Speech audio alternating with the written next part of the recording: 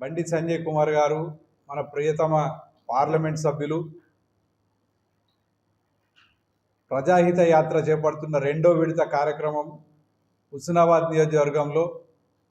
రేపు ఉదయం 10 గంటలకు కోయడ మండలం నుంచి ప్రారంభం చేయడం జరుగుతున్నది. ఆ రూట్ మ్యాప్ మొత్తం కూడా 26, 27, 28 3 రోజులు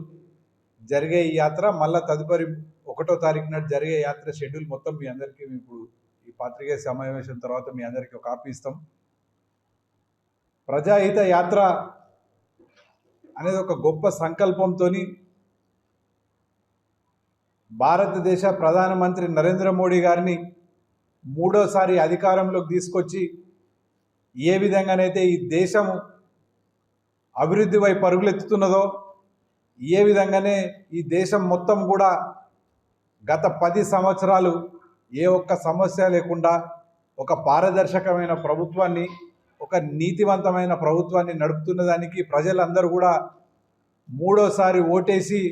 గెలిపిద్దామనుకున్న తరుణంలో మన ప్రియతమ నాయకులు బండి సంజయ్ కుమార్ గారి పట్ల కూడా అదే సానుభూతి, అదే ఒక తనకున్న విశ్వసనీయత,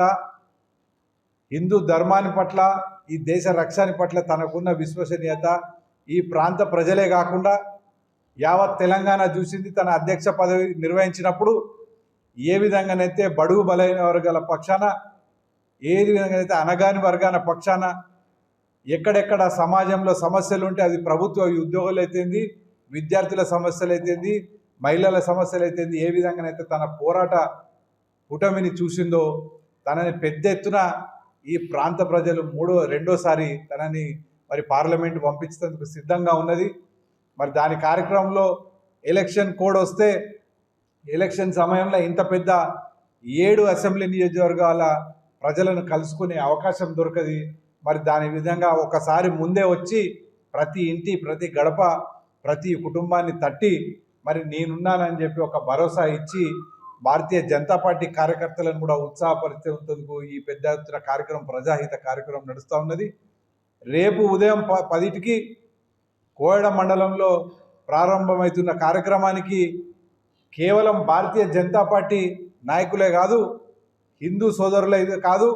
ఎవరైతే ఈ దేశాన్ని భవిష్యత్తు కోసానికి ఒక పెద్ద మనిషిలాగా ఈ దేశాన్ని కాపాడుతున్నాడో నరేంద్ర మోడీ గారి నాయకత్వాన్ని కూడా బలపరిచేందుకు అందరూ కూడా పెద్ద ఎత్తున ఈ కార్యక్రమంలో ఈ 3 రోజులు పాల్గొనాలి. రేపు ఉదయం 10కి కోయడ మండలంలో చేపడుతున్న ఈ కార్యక్రమానికి సభకు అందరూ హాజరు కావాలని చెప్పి విజ్ఞప్తి చేస్తా ఉన్నాను. ప్రత్యేకంగా ఈ ప్రాంత ప్రజలకు మీ అందరికీ తెలుసు, అయినా కూడా మరి చేయని పనులు, మరి ఆ ఆచరణకు యోగం లేని హామీలు ఇచ్చిన కాంగ్రెస్ ప్రభుత్వము ఏమి చేయకుండానే వాళ్ళు ప్రజలకు పోయి వాళ్ళ యొక్క ప్రలోభాలకు గురి చేసి మభ్య పెడుతూ 6 గ్యారెంటీలు అని చెప్పి తీసుకొని వచ్చిన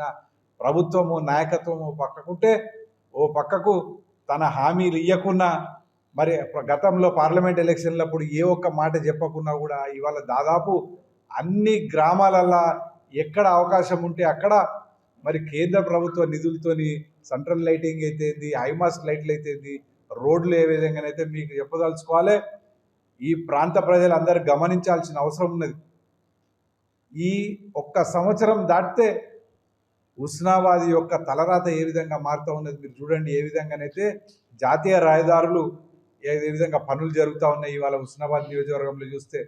ఇవాళ కనెక్టింగ్ రోడ్స్ ఇందుర్తి అయితేంది, నవాబ్పేట అయితేంది,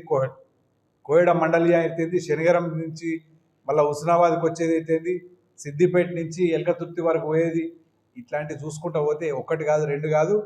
వేలాది కోట్లతోని ఈ ప్రాంత అభివృద్ధిని బండి సంజయ్ కుమార్ గారు చేస్తున్నారా లేదా అని చెప్పి ప్రజలకు ఒకసారి నేను మళ్ళీ విన్నపించుకుంటున్నాను. మీరు ఇవన్నీ చూస్తూ ఏ విధంగానైతే భారతీయ జనతా పార్టీ దేశంలో దాదాపు 20 రాష్ట్రాలల్లో మరి పారదర్శకమైన ప్రభుత్వాలు నడుపుతున్నారు. ఏ విధంగానైతే నరేంద్ర మోడీ గారి నాయకత్వంలో మనం ముందుకు పోతున్నాము, అదేవిధంగా ఈ ప్రాంత అభివృద్ధి, ప్రత్యేకంగా కరీంనగర్ పార్లమెంటు, అందులో హుస్నాబాద్ నియోజకవర్గం అభివృద్ధి చేసుకోవాలంటే ఖచ్చితంగా రాబోయే కాలంలో యువకులు అందరూ కూడా పెద్ద ఎత్తున బండి సంజయ్ గారిని గెలిపించుకుందామనే ఒక చర్చ నడుస్తూ ఉన్నది.